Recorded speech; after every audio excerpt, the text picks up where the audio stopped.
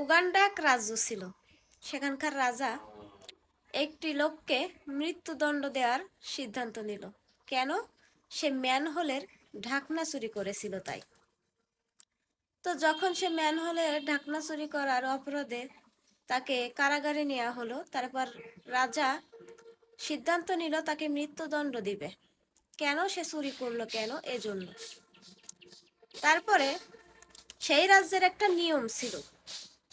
নিয়মটা হচ্ছে এই, যদি কাউকে মৃত্যুদণ্ড দেওয়া হয় তাহলে অবশ্যই মৃত্যুদণ্ড দেওয়ার আগে তার কাছে জিজ্ঞাসা করা হয় যে তার কোনো শেষ ইচ্ছা আছে কিনা। তার কোনো শেষ ইচ্ছা থাকলে সেটা পূরণ করা হয়। তখন সেই লোকটির কাছে জিজ্ঞাসা করলো, মানে চোরের কাছে জিজ্ঞাসা করলো যে তোমার কি মৃত্যুর আগে কোনো শখ আছে, বা তুমি কি কিছু চাও বা কিছু খেতে চাও, সেটা আমাদেরকে বলো, আমরা যথাসাধ্য চেষ্টা করব। এটা এখানকার নিয়ম, একবারই চান্স পাবে। তখন সে লোকটি এই কথা শুনে বলল যে হ্যাঁ, আমার একটা আশা আছে। তো কি আশা বলো? তখন বলল যে এই রাজ্যের রাজার সাথে আমি একটু দেখা করতে চাই।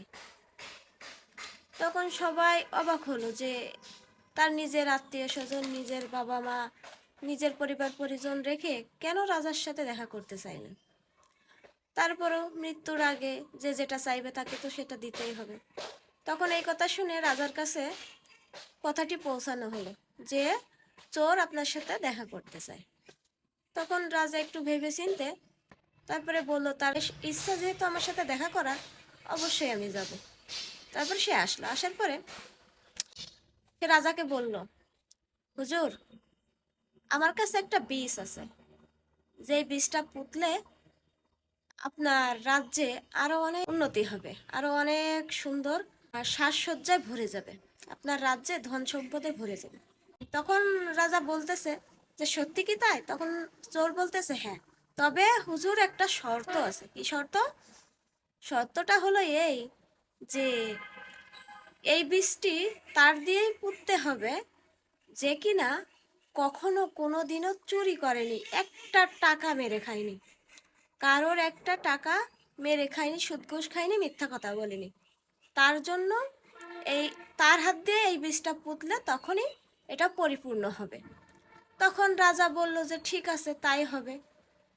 তখন রাজা, যেহেতু রাজ্যের ভালো হবে এই কথা শুনে বীজটি নিল এবং বলল তাহলে তুমিই পুঁততে পারো। তো বললো, হুজুর, যেহেতু আমি চোর মানুষ, আমি পুঁতলে তো কোনো উপকারই হবে না, তার চেয়ে বরং রাজ্যের অন্য মানুষদের বীজটা বপন করে নেন। তো ঠিক আছে, যেই কথা সেই কাজ। তখন রাজা কি করলো, রাজ্যে গিয়ে সবার আগে মন্ত্রীকে ডাকলো, যে সবসময় রাজার পাশে থাকে, মন্ত্রী মশাই। তো তাকে ডেকে বলল যে এই বীজটা তুমি পোতো। তখন মন্ত্রী মশাই বলল, দেখুন, আমি অনেক অর্থ লেনদেন করি, এদিক ওদিক একটু ভুলভাল আমার হয়েই থাকে, আমার একটু দেখা যাচ্ছে টাকা পয়সা এদিক ওদিক করতেই হয়, হুজুর আমি পারবো না এটা। ভালো কথা। তারপর আরো যত মন্ত্রী আছে, খাদ্যমন্ত্রী, এই মন্ত্রী সেই মন্ত্রী, সবাইকে ডাকলো, সেপাই থেকে সমস্ত মানুষকে ডাকলো। সবার একই কথা, আমি কিছু না কিছু ভুল করেছি, কিছু না কিছু করেছি, কিছু না কিছু হেদিক সেদিক আমার হয়ে গিয়েছে, তো সেক্ষেত্রে তো আমি এই বিষটা পড়তে পারবো না। তখন রাজামশাই কাউকেই পেল না। না পেয়ে তারপরে সে আবার ফিরে কারাগারে গেল। গিয়ে বলল যে দেখো, এই বীজ বপন করার জন্য কাউকেই খুঁজে পাওয়া যাচ্ছে না, তেমন কেউই নেই। তখন চোরটা বলল যে হুজুর, তাহলে আপনি বীজটা বপন করুন।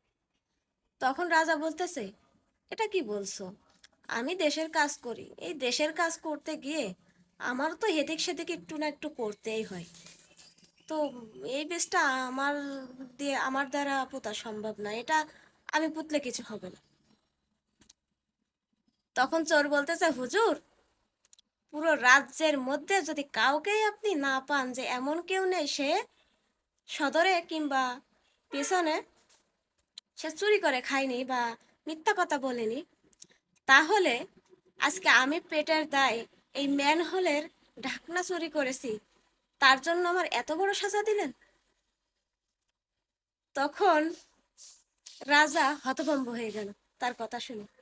তারপরে সে অনেক গভীরভাবে চিন্তা ভাবনা করলো যে তাই তো, সবাই তো কম বেশি আমরা এটা ওটা করি, টাকা পয়সা এদিক সেদিক করতে হয় দেশ চালাতে গিয়ে, তো সে পেটের দায়ে একটা ম্যানহোলের ঢাকনা চুরি করায়, তাকে কেন মৃত্যুদণ্ড দেওয়া লাগবে? তখন সে তার মৃত্যুদণ্ড বাতিল করলো। আসলে মূলত এরকমই, যখন দেখা যায় যে একজন একটা ছোট কাজ বা একজন ছোট ভুল করে ফেলেছে, তখন তার শাস্তি, তার সাজাটা হয় অনেক বড়। কিন্তু যারা দিনের পর দিন লোক সমাজের মধ্যে থেকে সম্মানের সাথে কোটি কোটি টাকা মেরে খাচ্ছে, তাদের কোনো সাজা নেই। ছোটোখাটো অপরাধের সাজা আছে, বড় বড় কোটি কোটি টাকা মেরে খাওয়া তাদের কোনো সাজা নেই। তো আসলে এমনই, পৃথিবীটা আমাদের সাথে এমনই হচ্ছে, এমনই আমরা চলতেছি। ছোট ছোট অপরাধের বড় বড় শাস্তি, কিন্তু বড় বড় যে অপরাধ করতেছে সদের এবং পিছনে, তার কোনো শাস্তি নেই। তো ভিডিওটি কেমন লাগলো, গল্পটি কেমন লাগলো সবাই বলবেন, নিজের মতামত জানাবেন। সবাই ভালো থাকবেন, সুস্থ থাকবেন, আল্লাহ হাফেজ।